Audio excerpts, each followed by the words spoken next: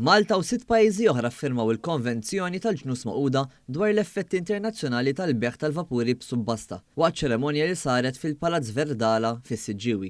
Delegazzjonijiet mill-Antigwa u Barbuda, il-Kroazja, il-Kosta tal-Lavorju, l-Italja u Spanja kienu f'Malta biex jiffirmaw din il-konvenzjoni li mistennija twassal għal titjib konsiderevoli fis-settur globali tat-trasport bil-baħar.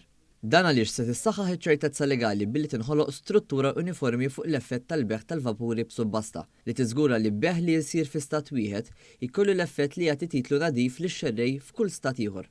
F'ċeremonja ppreseduta mill-President ta' Malta Miriam Spiteri de Bono, il-Ministru għall-Affarijiet Barranin u Ewropej u l-Kummerċ Ian Borch spjega li Malta tikkontribwixxi b'mod attiv għad-dħul fis-seħħ ta' din il-konvenzjoni billi tipprovdi l-opportunità biex aktar pajjiżi japprovawha. Il-Ministru għat-Trasport Chris Bonnet qal li l-introduzzjoni ta' ċertifikat tal-beħ bis-subbasta se jissimplifika l-proċess li bih jiġu trasferiti u reġistrati l-vapuri u dan jipprovdi ċertezza u l-uniformalità li din l-industrija tant għandha bżonn.